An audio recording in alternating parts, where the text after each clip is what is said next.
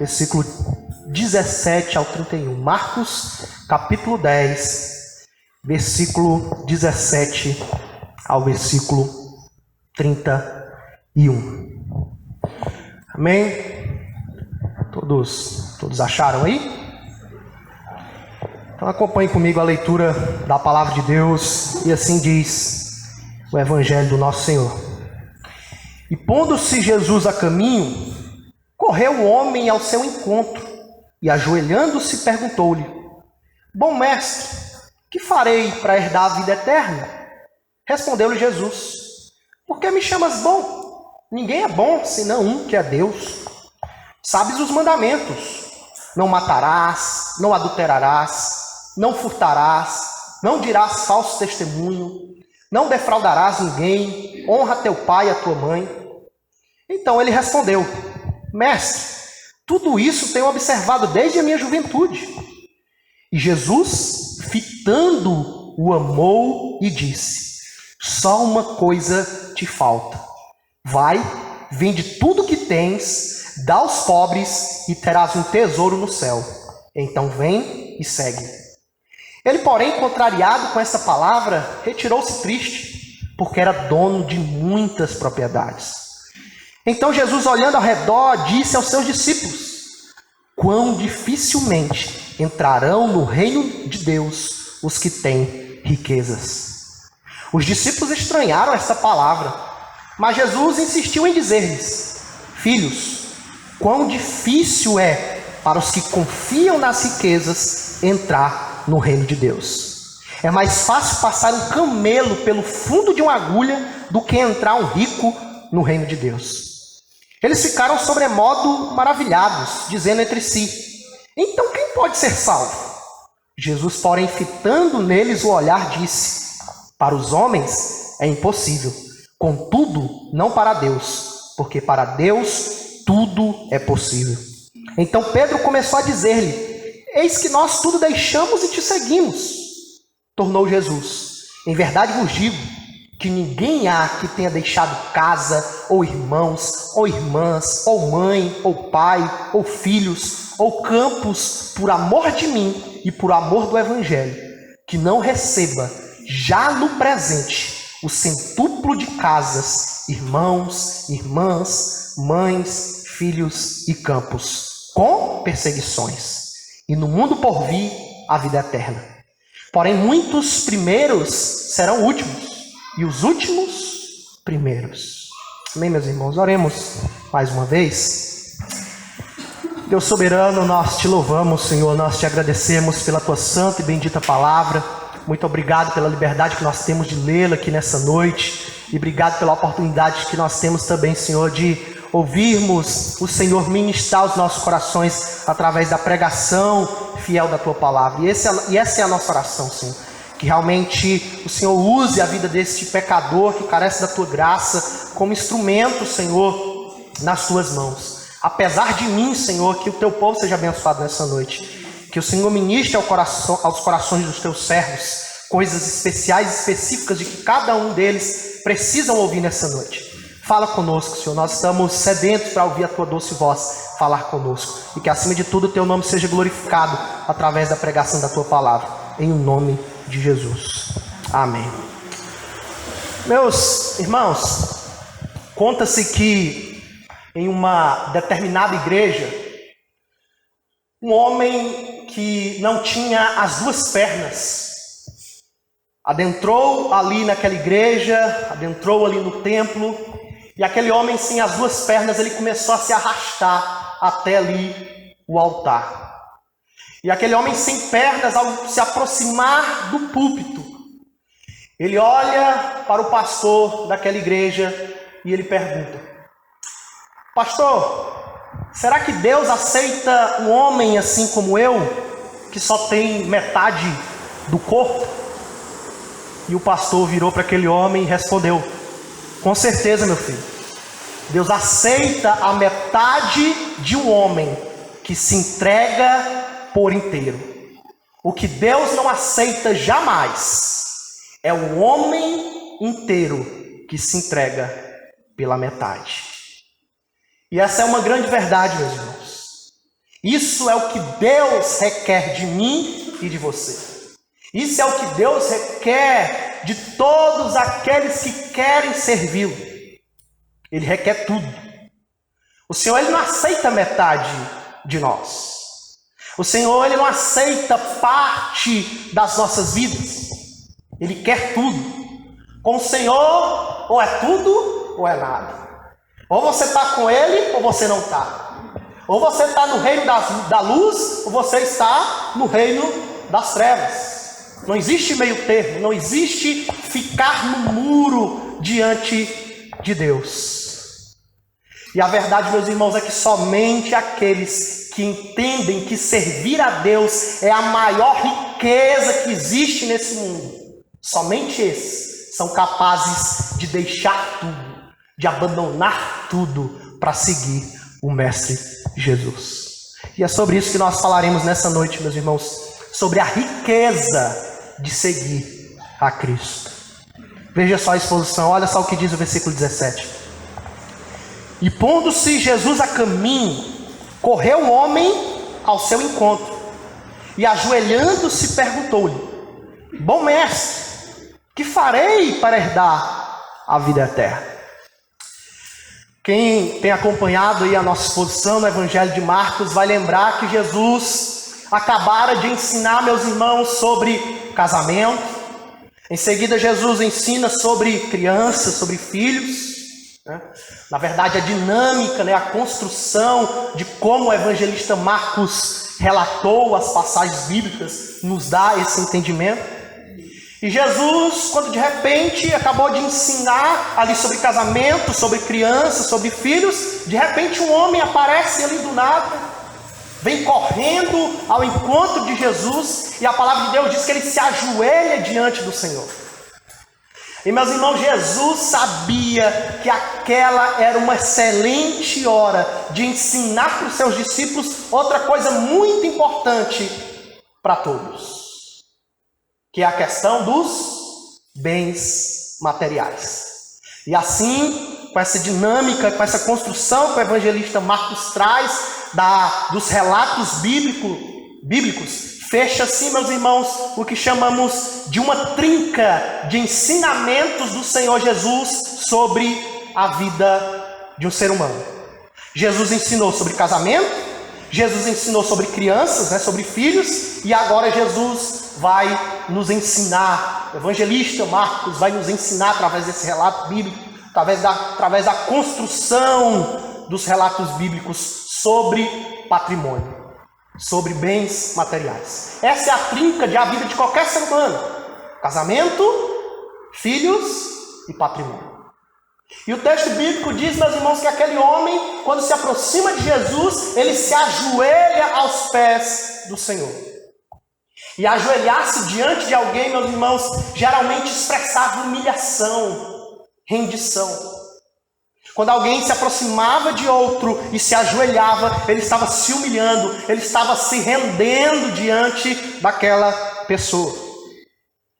Mas ao lermos esse texto, nós percebemos facilmente, meus irmãos, que aquele homem, ele não estava nem um pouco disposto a se render a Cristo.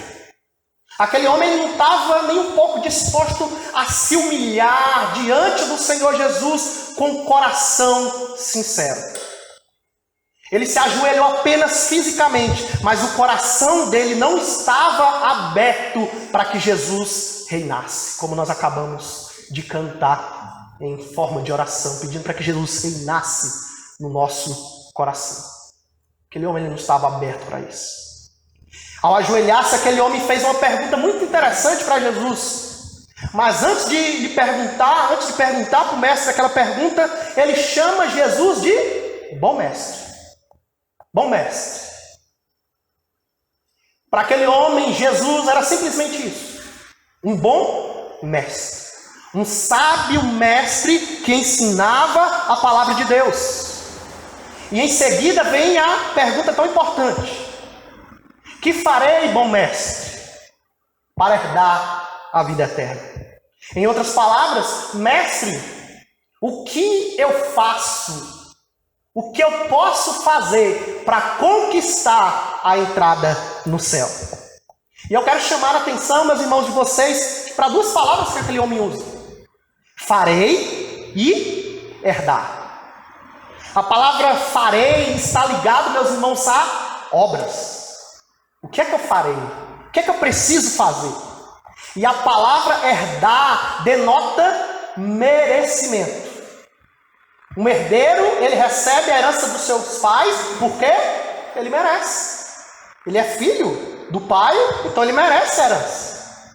Então perceba só, meus irmãos, que aquele homem, ele confiava em obras de justiça, em merecimento para ir para o céu. O que é que eu faço, bom mestre, para me herdar, para me conquistar a minha entrada no céu? E isso vai nos ensinar algumas coisas, meus irmãos. Essa atitude, essa postura, essas palavras deste homem rico nos ensinam algumas coisas importantes. Em primeiro lugar, meus irmãos, a postura e as palavras desse homem rico nos ensina que é possível alguém estar dentro da igreja, louvando, adorando, até mesmo com lágrimas nos olhos, mas ainda assim ela não está rendida ao senhorio de Cristo. Semelhante àquele homem, ajoelhado aos pés de Jesus apenas fisicamente, mas com outra coisa ou outra pessoa reinando em seu coração. Isso é perfeitamente possível. Pessoas dentro da igreja chorando, uma aparência de piedade. Você olha para essa pessoa, que cristão piedoso, que cristão que eu gostaria de ser. Mas às vezes você vai olhar para a vida dessa pessoa, o restante da semana dela, ela não demonstra nada de Cristo. Pessoas que estão rendidas apenas fisicamente, mas o coração, como Jesus disse para os fariseus: esse povo me honra com os lábios, mas o seu coração está longe do Senhor. E a segunda coisa que a postura e as palavras desse homem nos ensinam ao meditarmos, meus irmãos, é que nós precisamos crer em Cristo, precisamos crer no Senhor Jesus, não apenas como um simples profeta, não apenas como um bom mestre que nos ensina o caminho do céu, mas nós precisamos crer em Jesus, como a palavra de Deus revela quem é o Senhor Jesus Cristo, o Filho de Deus, o Cordeiro Santo de Deus que tira o pecado do mundo, o Rei dos Reis, o Senhor dos Senhores, o Messias enviado por Deus, o nosso Salvador e Redentor. É dessa forma que nós precisamos crer em Jesus, e não da forma que aquele homem cria, apenas como um sábio mestre. E em terceiro lugar, meus irmãos, a postura e as palavras desse homem nos ensina que nós não podemos confiar jamais em nossas obras ou bondade para irmos para o céu.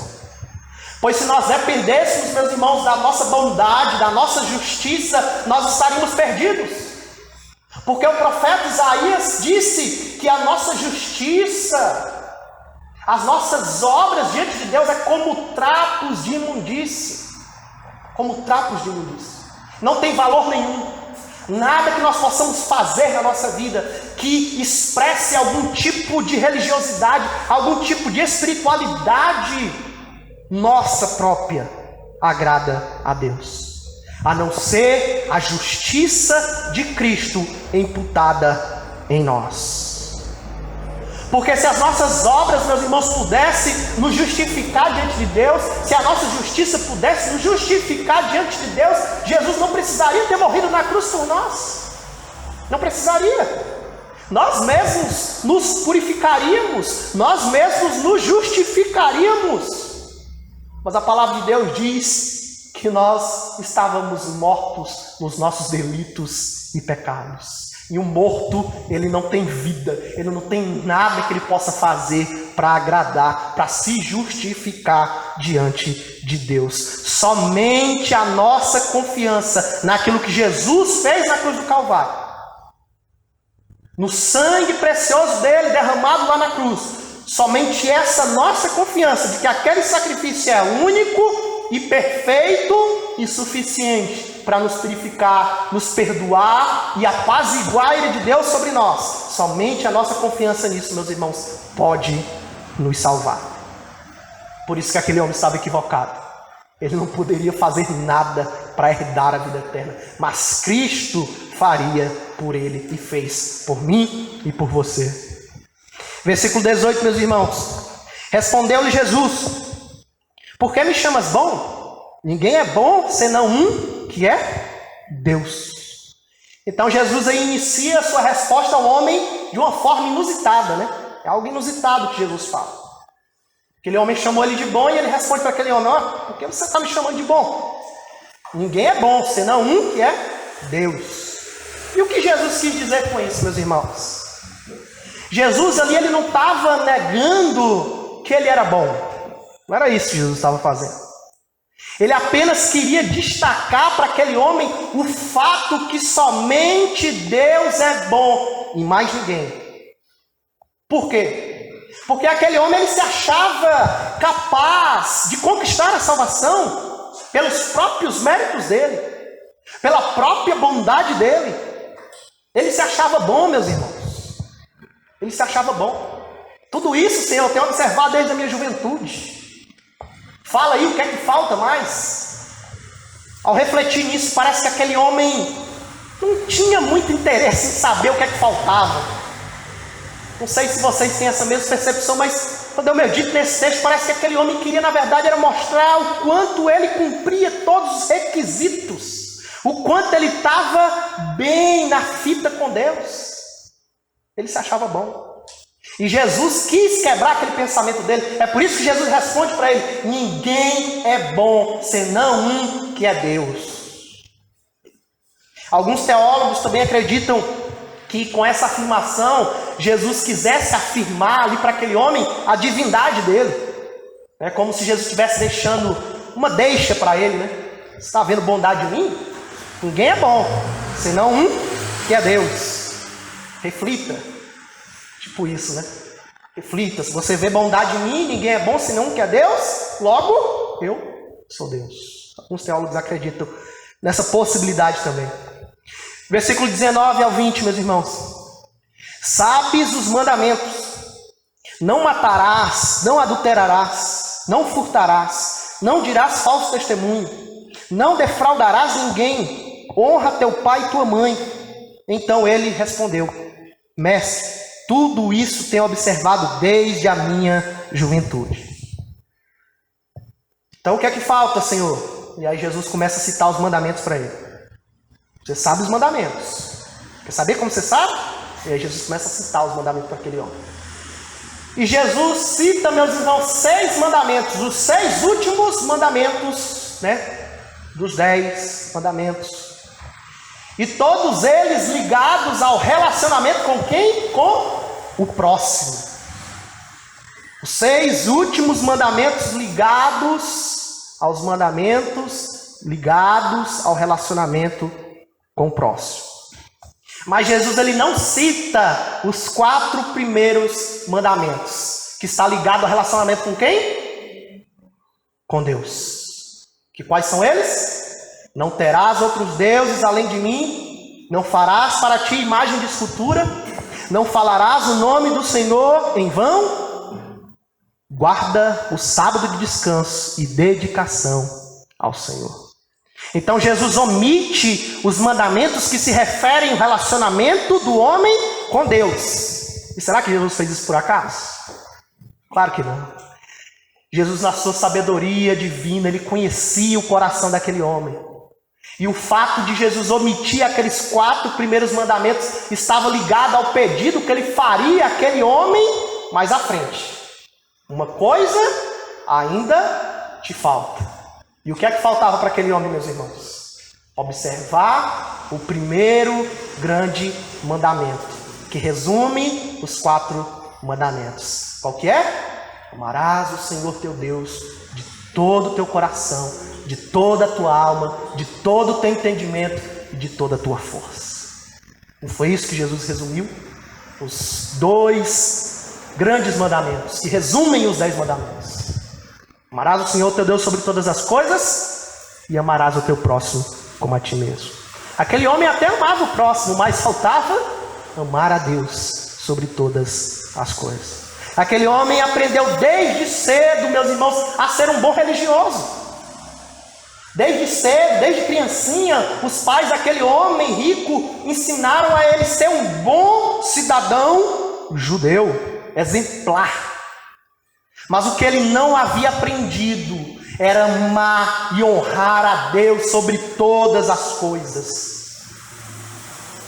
E refletindo sobre isso, meus irmãos, não adianta nós sermos bons cidadãos, não adianta nós sermos bons presbiterianos, bons religiosos, não adianta nós guardarmos as boas regras de conduta e postura cristã, não adianta nós sermos admirados por todos pelo nosso bom proceder, mas se acima de tudo nós não amarmos a Deus sobre todas as coisas, isso não terá valor nenhum diante de Deus.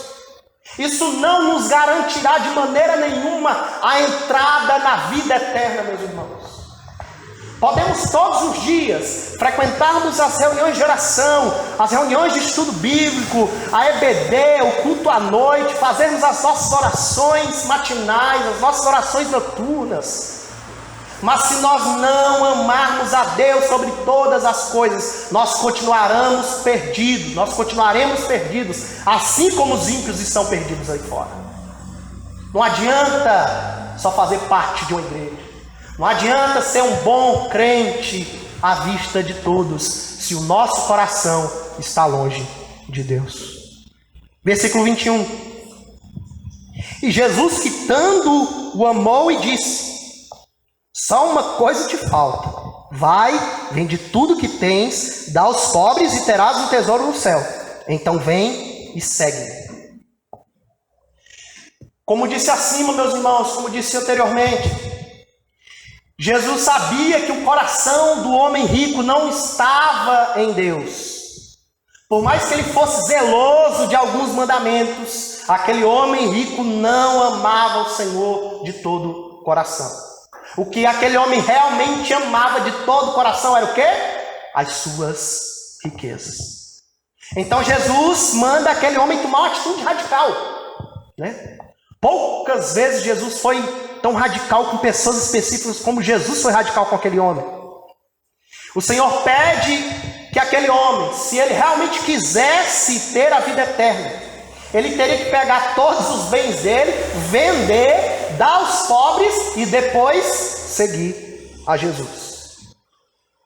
Será que Jesus fez isso, meus irmãos, porque ele é contra a riqueza? Será que Jesus fez isso como alguns malucos aí, né, que endoidecem de tanto estudar nas faculdades federais aí, né? Jesus é comunista, tá vendo? Vende tudo, dá aos pobres, distribui entre todo mundo. Será que Jesus era contra você ter, né, bens materiais, você ter um bom patrimônio? De maneira nenhuma, meus irmãos. Ter bens materiais não é pecado. É bênção de Deus também. Se assim for da vontade de Deus, Ele vai nos abençoar com bens materiais. Mas Jesus pede aquele pedido tão radical para aquele homem. Porque Jesus sabia que as riquezas daquele homem reinavam no coração dele. Jesus sabia que as riquezas na vida daquele homem eram o centro da vida dele. A vida dele girava em torno das riquezas e não do Senhor. O coração daquele homem estava nos seus bens, nas suas riquezas. E enquanto ele não tirasse aquilo do coração dele, enquanto ele não arrancasse aquilo do trono do coração dele, ele jamais conseguiria amar o Senhor sobre todas as coisas. E ele jamais conseguiria seguir a Jesus. Porque seguir a Jesus, meus irmãos, é amar o Senhor sobre todas as coisas. Não foi isso que Jesus disse certa vez? Aqueles que me amam, obedecem os meus mandamentos. E o mandamento do Senhor Jesus é: amarás o Senhor teu Deus sobre todas as coisas. É impossível alguém seguir a Cristo sem amar a Jesus, sem amar a Deus. Se alguém não ama a Cristo, jamais seguirá verdadeiramente o Senhor. Porque seguir a Cristo, meus irmãos, como eu disse no início, requer tudo de nós. Tudo. Deus ele não aceita metade, ele só aceita tudo. Ou você entrega tudo da sua vida para o Senhor, mas não como os pregadores da prosperidade ensinam por aí, né? Você tem que queimar as coisas lá na fogueira santa, né? Não tem nada a ver com isso. Mas entregar tudo no sentido de colocar tudo debaixo da autoridade do Senhor. Colocar as coisas no seu devido lugar. A minha vida, ela não gira em torno do meu ministério.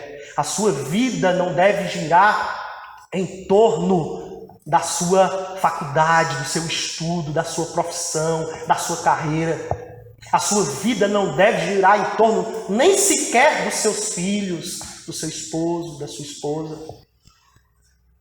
A nossa vida, como cristãos que somos, deve girar em torno do Senhor Jesus Cristo. É Ele que deve estar sentado no trono do nosso coração. E isso é entregar tudo para Ele. É deixar Ele governar sobre tudo nas nossas vidas. As riquezas do jovem rico estavam entronizadas no coração dele, meus irmãos.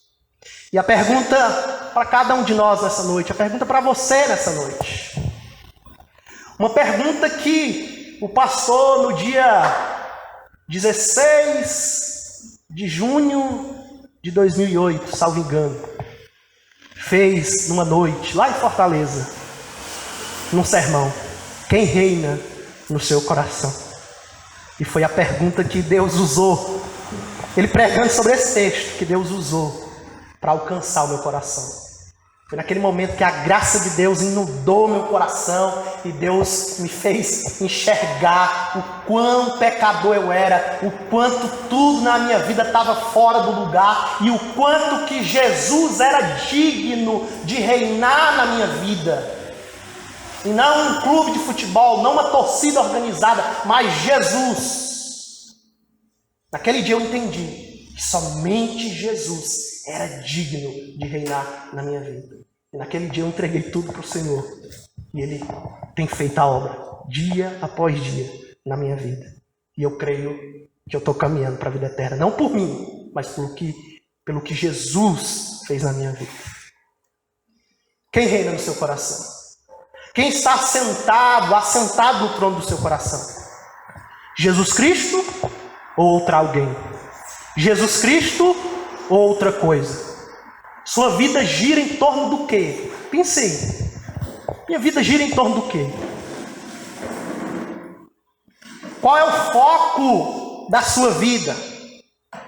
A glória de Deus ou sua própria glória? Nós precisamos saber, meus irmãos, que Deus não aceita ficar em segundo plano em nossas vidas. Ou Ele reina em nós, ou Ele não estará em nós. Nós precisamos arrancar de uma vez por todas tudo aquilo que toma o lugar de Deus nas nossas vidas.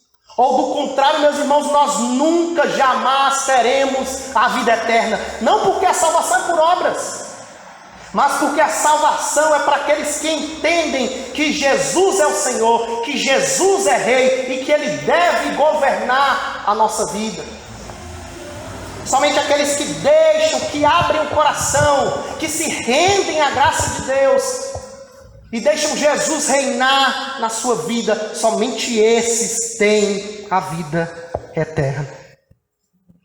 Versículo 22, meus irmãos. Ele, porém, contrariado com essa palavra, retirou-se triste, porque era dono de muitas propriedades. Então aquele homem rico, ao ouvir que precisava renunciar às posses dele, ao ouvir que ele precisava renunciar àquilo que era mais valioso na vida dele, o que é que ele fez? Como diz lá no Ceará, né? Pegou o beco, ou capou o gato. Saiu de fininho, né? Talvez ele tenha saído pensando assim: opa, isso aqui não é para mim não, dá para mim não. Dá para mim não. Quantas pessoas, meus irmãos, vêm para a igreja, caminham um certo tempo na igreja, daqui a pouco elas caem em si. Daqui a pouco elas percebem que o evangelho não era bem aquilo que elas esperavam. Não era aquele mar de rosas que ela vê muitas vezes pregadores pregando na televisão e nas rádios. Ela vem e começa a ouvir o verdadeiro evangelho. Opa, o caminho é mais estreito do que eu pensava. Dá para mim não. Foi o que aquele homem fez. Aquele homem, como o texto bíblico diz, ele foi embora triste e não quis seguir a Jesus. E essa é a postura de muitas pessoas hoje em dia. Se você perguntar para as pessoas, eu fazia muito isso quando eu evangelizava lá no sertão de Alagoas. Às vezes a gente ia pregar nas escolas e eu perguntava, né? Às vezes a primeira coisa que eu falava antes de pregar: quem quer ir para o céu aqui, levanta a mão. Aí, todo mundo, a meninada, né? Quem quer ir para o inferno? Ninguém quer. Todo mundo quer ir para o céu. Dificilmente alguém vai responder, eu quero ir para o inferno. Né? Dificilmente alguém vai dizer que não gostaria de ir para o céu. Pelo menos alguém sem consciência, não. Talvez um ateu maluco, né, vai dizer, né, que não crê no inferno. Eu quero ir para o inferno mesmo.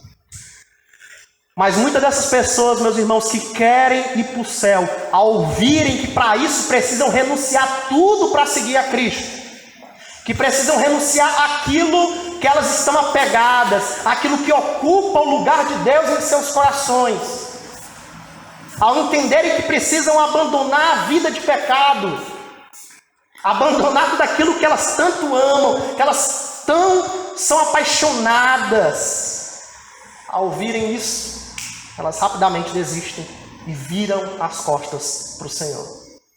E eu te pergunto nessa noite: você já renunciou tudo para seguir a Cristo? Será que você já realmente tirou tudo aquilo que estava no trono do seu coração? E será que verdadeiramente Jesus já assumiu o trono da sua vida? Será que verdadeiramente Jesus é o Senhor? É o déspota da sua vida? Déspota, Lucas. Às vezes a gente escuta essa palavra déspota, né? A gente pensa logo naqueles tiranos, aqueles ditadores comunistas. Mas um certo teólogo disse que é a palavra que mais identifica o Senhor. Déspota. Mas não um mau déspota. Um déspota bom, que governa as nossas vidas com senhorio gracioso, misericordioso, que governa as nossas vidas, mas tudo o que ele faz, como a própria palavra de Deus diz, coopera para o bem daqueles que o amam. O que ele falou está falado e a gente tem que obedecer. Mas pode ter certeza que se você obedecer tudo aquilo que Deus te pede na palavra, pode ter certeza que você desfrutará das bênçãos, da plenitude da vida eterna que começa aqui neste mundo. Não é só lá no céu. Jesus certa vez disse: a vida eterna é essa, que te conheçam a ti, ó Deus Pai, e a teu Filho, a quem tu enviaste. A vida eterna é conhecer a Deus, e eu só posso conhecer a Deus quando eu estou disposto a largar tudo e obedecer radicalmente aquele que é dono, soberano e Senhor da minha vida. Você já renunciou tudo para seguir a Cristo? Ou você tem virado as costas para Jesus, continuando apegado àquilo que te afasta da vida eterna? 23 ao 25, meus irmãos, estamos caminhando para o final. Então Jesus, olhando ao redor, disse aos seus discípulos: quão dificilmente entrará no reino de Deus os que têm riquezas? Os discípulos estranharam essas palavras, mas Jesus insistiu em dizer-lhes: filhos, quão difícil é para os que confiam nas riquezas entrar no reino de Deus. É mais fácil passar um camelo pelo fundo de uma agulha do que entrar um rico no reino de Deus. Nesse versículo, Jesus não está dizendo, meus irmãos, que um rico não pode entrar no céu. O que ele está dizendo aqui é que dificilmente um rico que confia, ou seja, que é apegado, que ama de todo o coração as suas posses, as suas riquezas, os seus bens materiais, entrará no céu. Porque somente os que amam e confiam no Senhor sobre todas as coisas podem ser salvos. Versículo 26 e 27. Eles ficaram sobremodo maravilhados, dizendo entre si: então quem pode ser salvo? Jesus, porém, fitando neles o olhar, disse: para os homens é impossível, contudo não para Deus, porque para Deus tudo é possível. Então os discípulos ficaram admirados com aquela resposta, né? Sem entender como assim dificilmente entrará um rico no reino dos céus. E questionaram a Jesus, né? Senhor, se é tão difícil assim entrar no céu, então quem é que vai ser salvo desse jeito? E Jesus, com toda atenção, né, com todo amor e cuidado com os seus discípulos, ele responde para aqueles homens: para os homens irem para o céu é impossível, mas para Deus conduzir homens ao céu não é, pois não existe nada impossível para Deus. Era isso que Jesus estava dizendo para os seus discípulos, em outras palavras. Para os homens, por si próprio, eles nunca vão entrar no céu, é impossível. Mas para Deus não, para Deus nada é impossível. O que Jesus estava querendo dizer é que o homem ele não pode salvar-se por si próprio. Ou seja, que o homem nunca terá em si mesmo o desejo de amar e de servir a Deus. Ele sempre escolherá o caminho para mais longe do Senhor. Ele sempre virará as costas para Deus por ele mesmo. O homem, pela sua natureza, pela sua carne, ele nunca escolherá Deus. Ele sempre escolherá o pecado, o caminho que o leva para longe de Deus. O homem, na sua natureza carnal, ele sempre escolherá o mundo e os prazeres da carne. O homem ele só pode ser salvo e amar a Deus se o próprio Deus agir em seu coração de pedra e transformar esse coração de pedra em um coração de carne regenerado e inclinado para a vontade de Deus. Ou seja, a obra de salvação é uma obra sobrenatural, milagrosa de Deus. Só Ele pode fazer essa obra na vida de um homem. O homem ele não tem poder algum de quebrar o seu próprio coração, de transformar a sua mente para deixar de amar o pecado, deixar de amar o mundo, para amar a palavra de Deus e para servir o Senhor de todo o coração. Por si próprio não.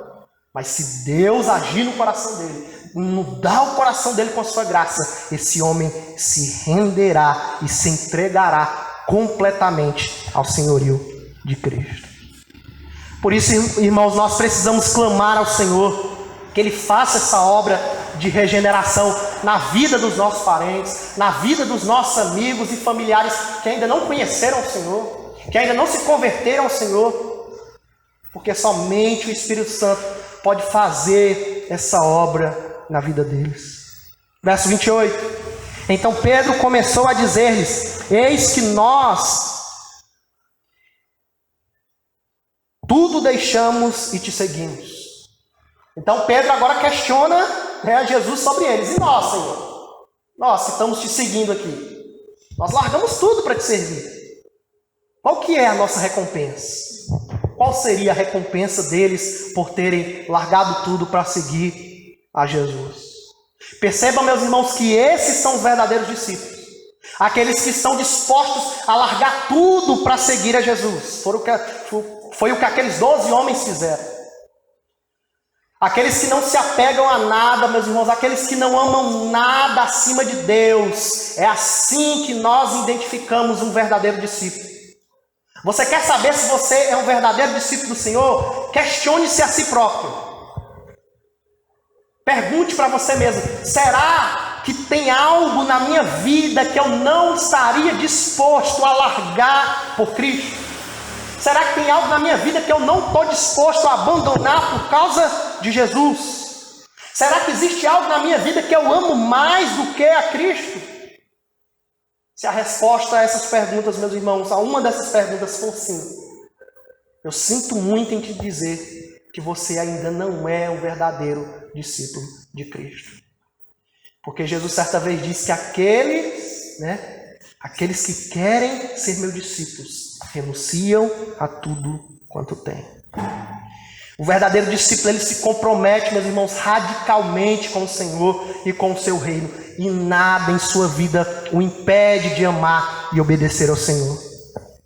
E para finalizarmos, meus irmãos, versículo 29 ao 31 que diz: tornou Jesus: em verdade vos digo, que ninguém há que tenha deixado casa, ou irmãos, ou irmãs, ou mãe, ou pai, ou filhos, ou campos, por amor de mim e por amor do Evangelho, que não receba, já no presente, o centúplo de casas, irmãos, irmãs, mães, filhos e campos, com perseguições, e no mundo por vir a vida eterna. Porém, muitos primeiros serão últimos, e os últimos primeiros. Então, Jesus, em resposta ali a Pedro, ele afirma ali para Pedro, né, e para os outros discípulos, quais seriam as recompensas para aqueles que renunciaram tudo em seus corações para amar a Deus sobre todas as coisas e servir a Cristo, tendo Ele como centro das suas vidas. Jesus diz que aquelas pessoas, ou seja, os discípulos verdadeiros que renunciaram tudo, receberão 100 vezes mais casas, 100 vezes mais irmãos, 100 vezes mais irmãs, mães, filhos e campos. Eita glória, prosperidade, vou enricar. Venha para Jesus que Ele vai te enriquecer, né? Venha para Jesus que você tem um carro, você vai ter 2. Você tem uma casa, você vai ter 3 casas. Não era nada disso que Jesus estava ensinando, meus irmãos. Então, o que é que isso significa, meus irmãos? O significado dessas palavras de Jesus, meus irmãos, é que quando nós decidimos seguir a Cristo, quando nós largamos tudo para fazermos parte do reino de Deus, da família de Deus, nós ganhamos, meus irmãos, uma nova família espalhada pelos 4 cantos do mundo, pelos 4 cantos da terra. E aonde nós chegamos, meus irmãos, nós encontramos mães, irmãos, casas para nos receberem. Aonde nós chegarmos, meus irmãos, nós encontramos nossos parentes na fé, nossa família na fé, pessoas, meus irmãos, que nos recebem com todo amor, com todo cuidado e hospitalidade com as nossas vidas. E, meus irmãos, deixa eu dizer para vocês, esse ano faz 10 anos que eu larguei minha família, que eu deixei meus sonhos, meus projetos, tudo para trás. Sonho de um dia me formar, de ter uma boa carreira. Eu não estou pregando a palavra, meus irmãos, porque eu não tinha outra coisa para fazer. Eu tinha sonhos, eu tinha muitos projetos para a minha vida. Mas Jesus me chamou para fazer isso. E um dia eu deixei tudo para trás, meus planos, meus projetos, minha família, minha parentela, minha casa, minha cidade. E Deus tem me levado por aí. E hoje eu estou aqui em Apim pregando o Evangelho. Mas deixa eu dizer para vocês o quanto que eu tenho experimentado o cumprimento dessa promessa na minha vida e na minha família. Onde nós chegamos, nós encontramos mães para nós. Onde nós chegamos, nós encontramos pais para nós. Onde nós chegamos, nós encontramos casas para nós. Famílias que nos recebem como se fossem da própria família deles. Nós experimentamos isso sábado, falando com a família da Rosemary, né? Se receberam tão bem como se fizéssemos parte da família deles. São mães, irmãos, pais que Deus nos dá. E essa é a verdade, meus irmãos. Quando nós abandonamos tudo, quando nós deixamos tudo para trás, o Senhor Ele nos dá 100 vezes mais a bênção de pertencermos à grande família da fé.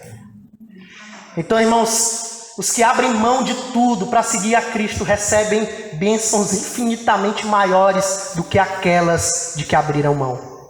Mas o detalhe muito importante que nós não podemos esquecer, meus irmãos, é o alerta de Jesus. Tem um alerta de Jesus aí, perceba aí. Que por mais que tenhamos bênção do Senhor sendo derramadas sobre as nossas vidas, ainda assim nós passaremos pelo quê? Por lutas, por aflições, por perseguições. Não é isso que Jesus disse? 100 vezes mais casas, irmãos, irmãs, mães, filhos ou campos, mas com perseguições. E no mundo por vir, a vida eterna. Nós recebemos bênçãos, meus irmãos, mas as lutas, as dificuldades da árdua caminhada cristã continuam. E por que continua, meus irmãos? Porque nós não pertencemos a esse mundo. Nós não somos cidadãos desse mundo. Nós somos cidadãos do céu. Nós iremos um dia morar e habitar no lugar que Jesus preparou para nós. Um dia nós nos encontraremos com o Senhor e ouviremos da boca dele: vinde bendito de meu Pai, e recebeis por herança o reino que vos foi preparado antes da fundação do mundo. Então, mesmo diante das lutas, diante das perseguições, diante das tribulações, permaneça fiel, porque essa não é a sua vida, essa não é a sua casa, esse não é o seu mundo. O seu mundo Jesus preparou para você antes da fundação do mundo e te escolheu antes da fundação do mundo para ser filho e filha dele. E aí ele encerra dizendo: muitos primeiros serão últimos, e os últimos serão os primeiros. E o que é que Jesus quis dizer com isso, Lucas? Na sociedade da época, meus irmãos, e até mesmo na sociedade hoje, muitas vezes os ricos é que ocupam o lugar de proeminência, de prioridade, de superioridade nesse mundo. Mas muitos desses que tiveram esse privilégio aqui nesse mundo, aqui nessa terra, não terão esse privilégio no dia do juízo e ficarão para trás. Muitos ouvirão da boca do Cordeiro: apartai-vos de mim, malditos, porque eu nunca vos conheci. Já aqueles que foram sempre desvalorizados, esquecidos nesse mundo, que nunca foram priorizados nesse mundo pelo Senhor, no dia do juízo, pelo Senhor, receberão o grande privilégio de entrarem nas mansões celestiais, o grande privilégio de morar no céu, ao lado de Deus, por toda a eternidade. É isso que Jesus diz. Porém, muitos primeiros serão últimos, e os últimos serão os primeiros. E para concluir essa mensagem, gostaria apenas de citar uma frase do grande pastor Steve Lawson, que diz o seguinte: vai custar tudo para seguir a Cristo, mas vai custar ainda mais se você não o seguir. Vai custar a sua alma. Que Deus assim nos abençoe, meus irmãos. Vamos orar?